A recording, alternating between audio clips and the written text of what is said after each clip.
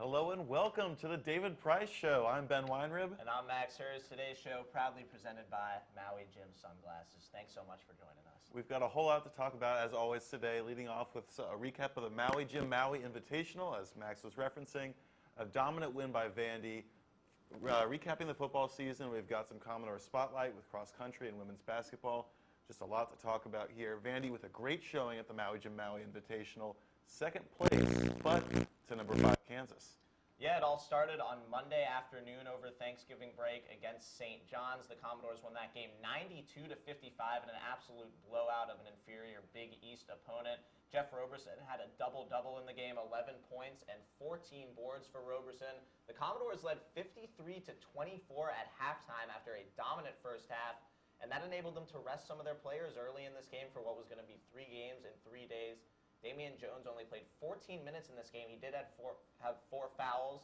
Vandy didn't really need him at all, and they won by a ton without him. Yeah, it was really convenient, like you said, with that tough schedule, all those games packed together. Even in the second game, got to rest a lot of their players just so they could be ready for Kansas. In that second game, they ended up beating Wake Forest 86-64. They avoid playing a ranked Indiana team that could have given them some trouble or also raised their strength of schedule. So win some, lose some there. But obviously a great showing in those first 2 games to be able to rest their players so much. Yeah, it's an interesting trade-off, really, between the strength of schedule and the quality of opponent to get Wake instead of Indiana. The Demon Deacons beat the Hoosiers by 4 points in their first-round matchup. Bill Walton was loving every bit of that one. But Bill Walton was just an experience to listen to him throughout those games. He really was, and I got to say, we were probably more fortunate than we realized to only be in the morning session for one day after all of that. But the Commodores able to beat Wake by 22, the final score of that game, 86-64. Damian Jones, well rested, like we said.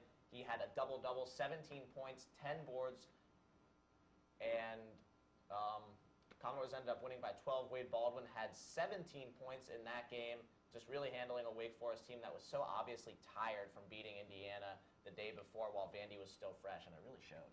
Yeah. And of course, that leads into the game against Kansas. And although Kansas is number 5 ranked at the time, now ranked number 4, they're missing their top freshman center, Cheek Diallo, and he actually was just eligible to play this Tuesday, or just earlier this week. So Vandy really dodged a bullet there. They end up leading at halftime, 30-26, but can't come away with the win. Yeah, Commodores played really well in the first half of this game. We expected it to be so high scoring. Everyone was saying this is going to be a shootout between 2 really good offensive teams. Then there was just kind of this honeymoon process in the beginning where the teams couldn't figure each other out. Vandy ended up taking a lead. They led 30-26 at halftime. They didn't trail for the first 5 halves of the entire tournament, which was unreal for a tournament where there were some upsets, a lot of close games, a lot of high-scoring games. The second half was a different story. Kansas really overpowered the Commodores. What do you think the difference was in the second half with Kansas really showing their maturity? Well, Vanderbilt just couldn't stop them no matter what they did. They shot, I think, 70% from the field in the second half. The only thing they were missing were free throws, where they were about 50% shooting, which was kind of strange. But Vandy just couldn't get those threes to fall. You saw Luke Cornett didn't shoot especially well. He hasn't been shooting well from 3 all season. Matthew Fisher-Davis couldn't do anything, and when he tried to drive inside the three-point line, like last year, that didn't work out, and he ended up on the bench for large parts of the second half. Yeah, Vandy just really showed their age for the most part in the second half of that game. Damian Jones ended up with a double-double, an identical line to his game before, 17 points, 10 boards. Luke Cornett ended up with 14, 11 for Wade Baldwin. And the Commodores were not shooting well from 3 in this game. Matthew Fisher-Davis didn't score a point as the Commodores were really pushed back off the three-point line by Kansas. Fisher-Davis was 0 for 4. 3 of those attempts were from beyond the three-point line. And when Vandy isn't hitting from 3 and Riley LaChance wasn't shooting well either, not a ton of hope unless Damian Jones gets 20 or more. Yeah, but as we did see, when those threes start to fall with our last game, end up with some really big scores, 102 to 52-point victory over the Detroit Titans. That's the most points they've scored since February 16th, 2012. That was a game against Ole Miss back when they had Jenkins, Azili, and Taylor. That's just crazy offense. Yeah, Vandy had a full week off after Maui, and after the game, Kevin Stallings said he wasn't really happy with the team's preparation for the Detroit game, which was interesting because they absolutely dominated, and Detroit had been a high-scoring team coming in. Granted, it was obviously not against the same quality of opponent, But Vanderbilt won this game by a ton. They went over 100. They won the game by 50 points. Got a lot of big minutes for a lot of guys. Carter Josephs played 8 minutes. Nate Watkins played 5. Carter had his second career bucket. And Josh Henderson hit his first career three-pointer. And after the game, Josh got to spend a special moment on the podium with his good son, Luke Cornett. Let's take a look. Josh, you a legitimate perimeter threat now? Yeah, I mean, shooter. If they leave me open, I'll shoot it. I just trying to make my son proud right here. Oh, thanks, Dad. Yeah. Planning on those, or what's the role there? Yeah. I mean, I can shoot them in practice. If I'm left open, I'm pretty confident in my shot. I'm not going to do a pull up or contested, but I feel pretty confident it's going to go in if I get the chance. Luke, Wade talked about earlier this week about trying to get the bench celebrations up to the Monmouth level. Like he didn't know what to do with himself after Nolan's dunk. Do you think that was? We haven't really worked on orchestrating anything. When Nolan got the dunk, I just kind of lost control and I was just running around. It was just so much energy. I didn't know how to outlet it, so it just kind of went everywhere. I don't know. Nolan getting that dunk was awesome. That was so great. Wow. Any more for these guys? Okay, thanks, Phil. Thanks. Great moment between father and son there. It's not so often that you get to see a parent and a child play together at the college level. But when you've been here as long as Josh Henderson has, you know anything is possible. And his boy Luke has been playing some great defense so far this season. And Josh Henderson's been really good spelling. Damian Jones had double digits last night, a couple big dunks. It was really just a fun night to be a Commodore. Everyone was loving it, some crazy bench celebrations, and a funny press conference in nice warm parkas to boot. I wonder if they'll have those parkas at the Barnes & Nobles down on West End. That could be a nice addition to the winter wardrobe. With the Vandy ugly sweaters. Yeah, well, that parka would have been really nice about 2 weeks ago. Vanderbilt football playing Texas A&M. The coldest game of the season got down to 37 degrees by the end. Vanderbilt, unfortunately, is shut out for the second time in 4 games, loses the thing 25-0. It really all went badly at the end of the second half. Vanderbilt has 3rd and 5 for Texas A&M on Texas A&M's own 5-yard line. It gives up a 95-yard touchdown. That was the backbreaker, and they never really could come back from that. Yeah, the big thing to take out of this game is that the defense only gave up 1 touchdown, and the offense did absolutely nothing. 6 field goals, tying an SEC record for A&M kicker Taylor Bertolette, which is a funny record, I guess, because Vandy's been so good at keeping teams out of the end zone once they get into the red zone, but they're still getting field goals, and when you don't score any points, field goals are enough to win games. Yeah. Then the very next week, last Saturday, we had probably the least Vanderbilt game of the entire season. The defense that had kept teams to basically their season low all season gave up 53 points to Tennessee. And this is, before then, 34 was the most they'd given up to Houston. And they actually ended up scoring 28, which was the most they've scored all season, except for that game against FCS, Austin Peay. So just very strange way to end the season. Yeah, so many games this year fit the mold that we were so used to for Vandy so far this season.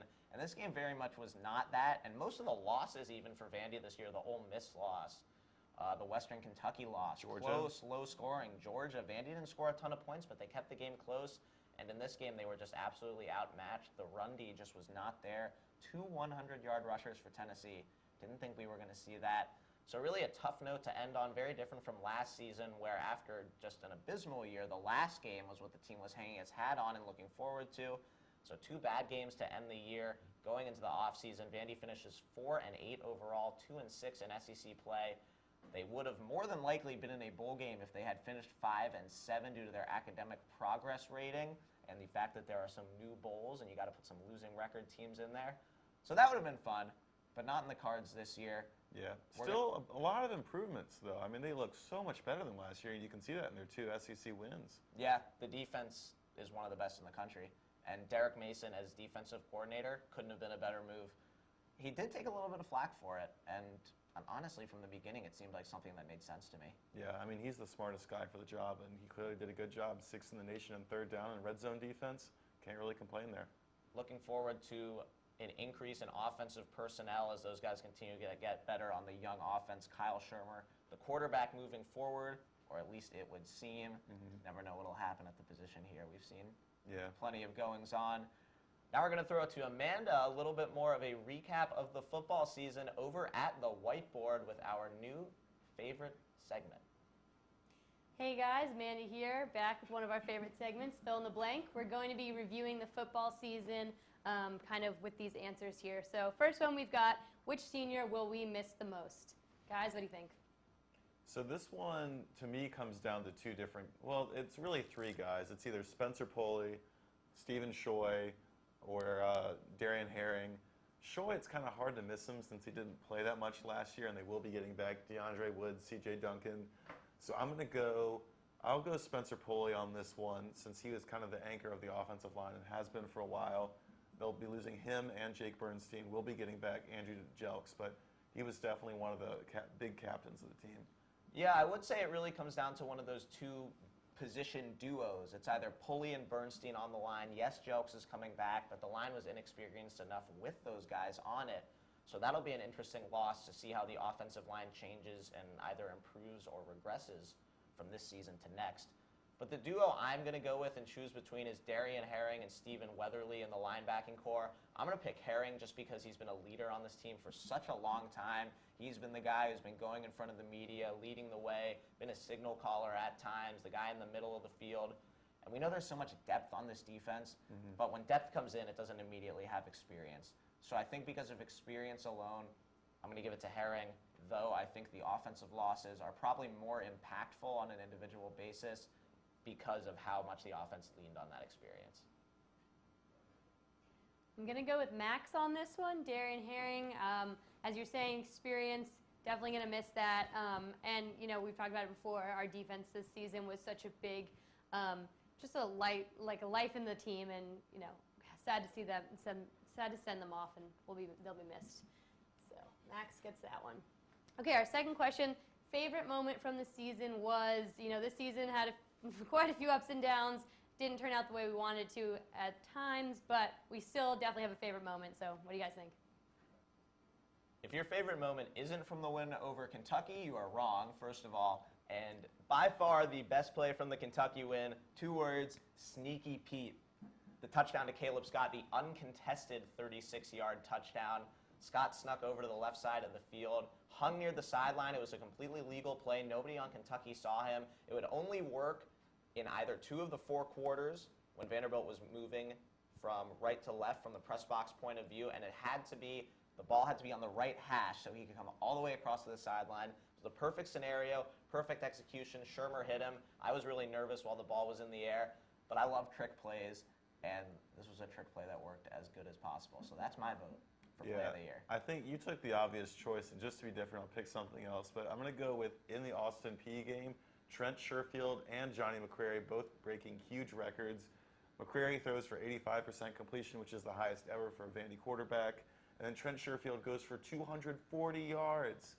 And obviously this is against like a JV middle school defense, but it was still so nice at the beginning of the year after 2 bad losses to see some sort of semblance of offense get together. And Trent Sherfield, a guy we've heard a lot about, finally do something nice. And Johnny McCrary, someone who we know has the skills, but maybe not the decision-making yet to be a great quarterback. He looked really good too, so I'm going to go with that. I don't know if this is allowed or not, but I'm going to say you both win for this one. Just because, like I said, there was a lot of unfortunate moments this season, a lot of things to be upset about, but when there were bright spots, they were so bright that I'm excited about both of them. They're both my favorite. Anytime Vanderbilt did something well. So, number 3, last question. The best player next year will be? So this one to me comes down to really 2 people. It's one of the middle linebackers. It's either Nigel Bowden, who was the best player on the defense last year, or Zach Cunningham, the guy who was the best player on the defense this year. And I'm going to go with Cunningham just because he was so unbelievably dominant this year. He had 103 tackles, next best was 64. 16.5 tackles for a loss, next best 9.5. Also led the team with 4 forced fumbles and 4.5 sacks. He was so much better than anyone has been on this defense in years. It was just unbelievable. Obviously, cannibalized some of the tackles that Bowden didn't get since he was hurt, and those numbers will go down when Bowden's back, but he was just so amazing this year. He was everywhere, even on special teams. First of all, you're wrong about who was the best player this year. It was Oren Burks. Oren Burks was the best player on Vandy football this year. And I'm tempted to say him again next year, but I think it's going to be Ralph Webb.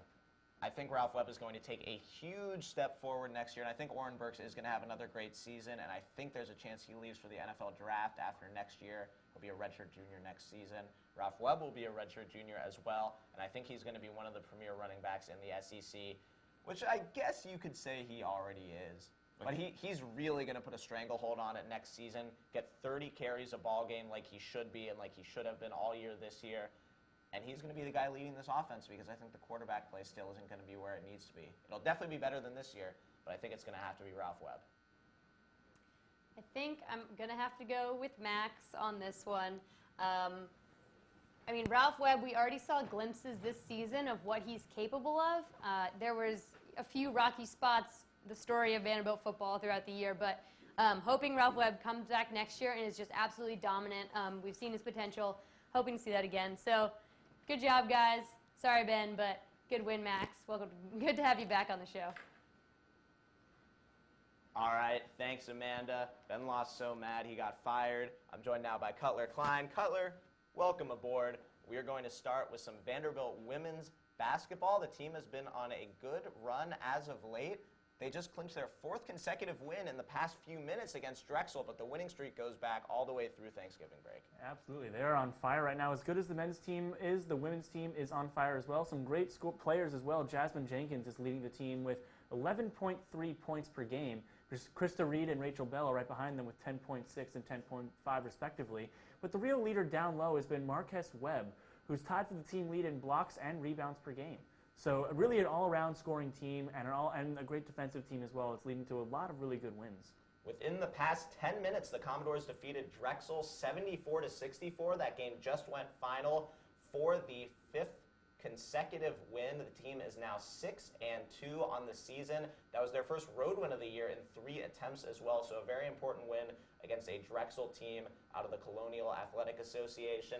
The Commodores over Thanksgiving were the champions of the Vanderbilt Thanksgiving tournament, a tournament that they always host and have never lost a single game in, with wins over Austin Peay and Ohio. They also have wins over Air Force and Presbyterian in that win streak. So the women's team playing very well as we move towards SEC season. They're back in action Saturday afternoon at home at 1 against East Tennessee State.